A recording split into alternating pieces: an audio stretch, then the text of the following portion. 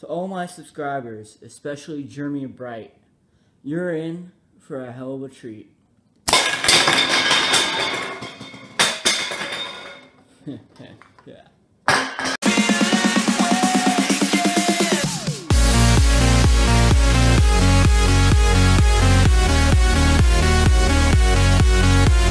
Hey guys, it's awesomestpower here. And guys, welcome to my 40 subscriber special. Today we're going to be showcasing my TR-18 auto Grand Bessy Knex Guns. First, I'm going to explain the mechanism, the abilities, and the upgrades. And second, I'm going to do some Q&A.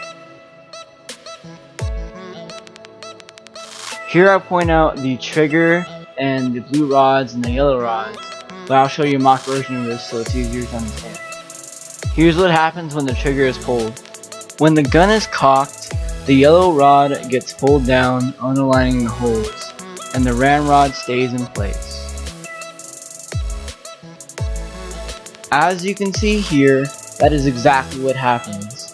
But when the trigger gets pulled, the hole aligns again and the ramrod can pass through.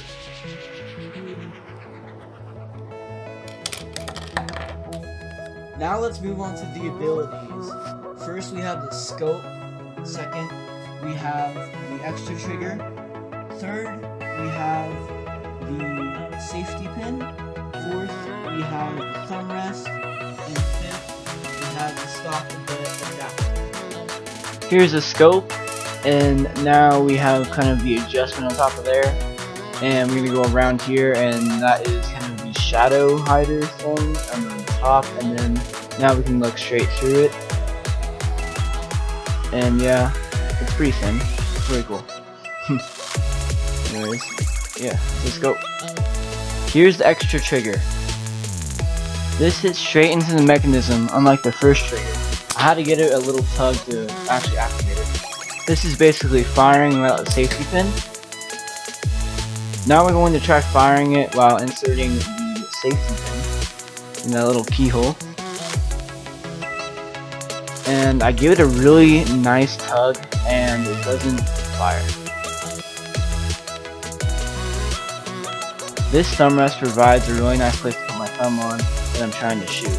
And I've upgraded the stock right here so that when I'm shooting, it doesn't put any dents in my hand and doesn't hurt. The stock butt adapter adapts to the force I put on my arm to the gun, enabling a steady shot. I'm going to talk about the upgrades, but before I'm doing that, I went to my other video called the updates and the iPad mini 2 so I can show you guys what I did.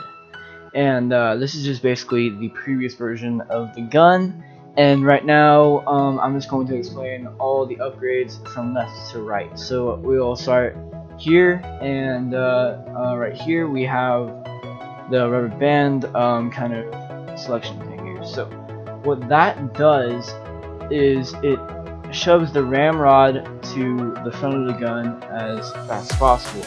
But what happened here is that some of the rubber bands will be as equal to the other side and it wouldn't be like symmetrical, and then the ramrod would just get screwed up and it just would not work at all. So I removed all of this and I made the ramrod really small so I can compact really fastly, and I put the rubber bands as only one that goes across right here so that there's no inflection between where it goes. It's just only in one direction, and that's why now it's going to 32 feet, and I'll show that off in another clip when we have that feet.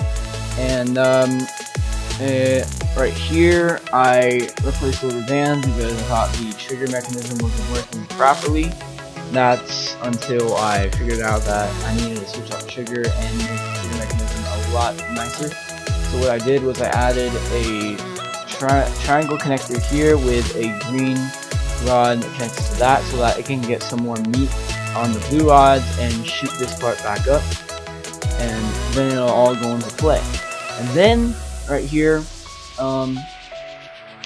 the yellow connectors I just replaced it, and I made it like the top, as you can see, and I took off the gray connector, gray spacers, and I made them replaced that with a blue spacer like this one right here, and I took another orange connector and put it for each one, and same thing with the yellow connector that'll go across too. And also there's more spaces in between, so that I can just fill it up with a bunch of connectors, so that it'll be very strong. So the stock is actually the most strongest part of the gun. And also right here, I took off these gray connectors that were hanging on nothing, because it didn't need the rubber band hanging on anymore, so I just took off the whole sights off, and then I took this off and I replaced it with two blue connectors, and that's basically the updates. But oh yeah, there's one more thing right here. I got the trigger, and I can replace that with a yellow connector, and now I can real easily now click on the trigger, and then you actually move the trigger up a bit and to the side, so that I can drag my handle across. I don't have to go all the way down. I can make it right here, and that's basically all of the upgrades. So let me just review what I've gone over. This is the ramrod rubber bands, and that's a small part of it, and it slams right into the front of the gun, so it hits like a bullet. Right here I replaced the rubber bands so that it can get a better trigger mechanism, and right down there we have the thumb rest.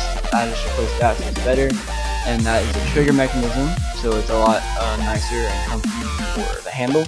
And right there's the stock. I can see the orange and blue connectors, and I just kept that there for decoration. That is the stock handle that grips the ramrod. And that is basically my whole gun explained. Now let's move on to Q&A.